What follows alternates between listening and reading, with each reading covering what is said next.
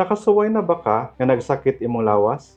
Niadto ka sa emergency room o sa clinic. Gipangutana ka sa nurse o sa doktor. Ma'am, sir, pila man imong pain score? Gipapili ka og 0 hangtod 10. Ang 0 walay sakit, ang 10 ang pinakasakit. Para nimo mas maayo ang 10. Kay dali ka at timanon. So, ni-answer ka og 10. Gidala ka sa sud, naka-wheelchair, gipahigda ka, natingala na lang ka, nagibutangan na kag dextrose, gitagaan na kag tambal, pinaagi sa dextrose, daghan na kag blood test nga gibuhat, gidala pa jud ka sa CT scan, pag-abot sa resulta, normal ra tanan. Kalipay ka kay normal. I-explainan ka sa imong doktor nga ang tambal nga imong kinahanglan kay ibuprofen lang. Pagtan-aw nimo sa imong bayronon, perting mahala. Dugay pa jud kay ka sa ER. What if dili day 10 ang imong sakto nga grado? What if naglibog ra jud ka sa choices kay duha ra ang gihatag sa imuha?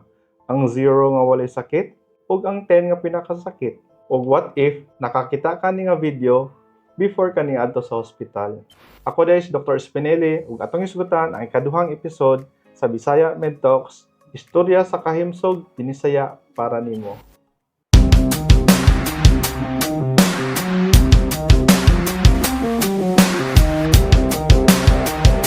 Pain score, nganong importante? Sukad pagkatawo nato, gisukod na dayon ta. Murag check-up checklist. Kung kita ka sa mga bata, timbangon, tan-awon unsa kataspon, sakto ra ba sa iyang edad, hantod nga magkatigulang ta, hantod nga magkatigulang, kinasukod gihapon ta, pero lahi lang ang pinaagi. Depende sa imong mga bisyo. Kusog ka mo inom. Example, beer.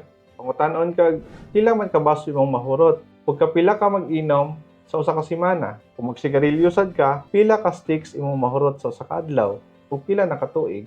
Kay sama sa budget, di ta kabalo kung kulang o sobra kung di nato sukdon. Ang pain score pareha sad ana. Murag rating system sa kasakit. Kung sakto ang imong pag-rating or paggrado sa sakit, sakto sad ang pagtabang ug ang pagtambal. Unsa man ning pain score? Ang pain score usa ka pamaagi aron graduhan ang imong kasakit nga gibati. Ang paggrado ani kay nagrange sa 0 hangtod 10. Kung taas ang imong score, mas sakit ang imong gibati. Kung ang pain score nimo kay 0, pasabot walay gipamati nga sakit. Okay ra kaayo, normal ra, murag wala ra nahitabo. Ang pain score nga 1 hangtod 3 o na siya ang mild pain. Naa kay gamay nga gipamati nga sakit. Naay sakit pero kaya ra, madala ra nimo. Pwede pa ka makatrabaho, pwede pa makalakaw, makabuhat pa ka sa unsay angay nimong buhaton, dili pa makasamok.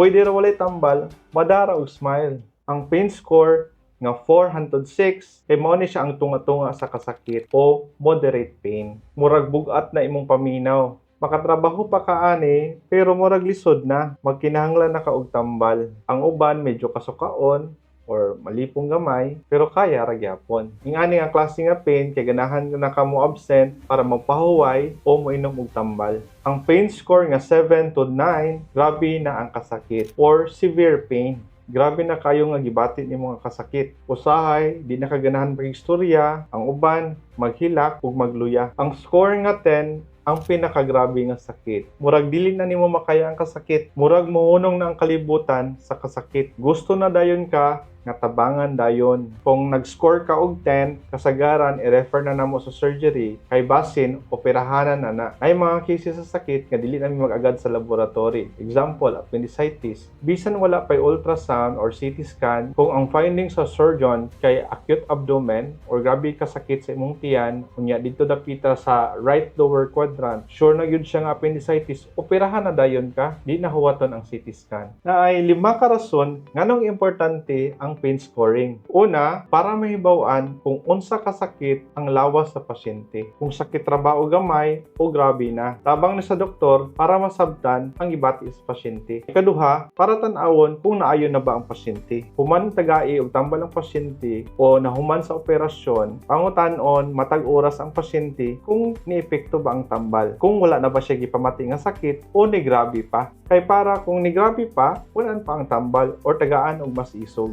Ikatulo, para makabalo ang doktor kung unsa nga tambal ang angay para nimo. Kung naa kay mild pain or pain score nga 1 to 3, simple nga pain reliever lang ang ihatag nimo. Kung naa kay moderate pain or pain score nga 4 hangtod 6, tagaan ka medyo taas-taas na nga tambal. Kung ang pain score nimo lampas na sa 7, tagaan ka og mas grabe nga tambal, kasagaran ipaagid sa dextrose o kinahanglan na og investigation kung unsay nakakos sa imong sakit. Ikaapat, para mahibaw-an kung emergency ba ka. Kung ang score nimo is nasa 9 or 10, kinahanglan jud og further investigation. Ikalima, para masabtan sa doktor kung unsa ang gibati sa pasyente. Usahay, ang pasyente di kabalo mo describe sa iyang sakit. Ang score makatabang sa doktor para masabtan ang pasyente. Kung una-unaon, simple lang. Pero dako kayo og tabang ang pain score para matabangan dayon ang pasyente. So karon, balik ta sa pasyente, nakakita naman sa video ang pasyente, nakarealize siya nga ang pain score nga iyang gibati na ara sa 5 out of 10. Wala na unta siya nadugay sa ospital, wala na unta siya nigasto og perting mahala kung sakto ang paggrado niya sa pain score. Sa sunod nga video atong isgutan ang mga tambal para sa sakit, mga tambal nga kinahanglan og reseta ug mga tambal nga dili kinahanglan og reseta. Kung ganahan kani nga video, comment, follow, subscribe ug i-share sa uban para makatabang. Amping kanunay,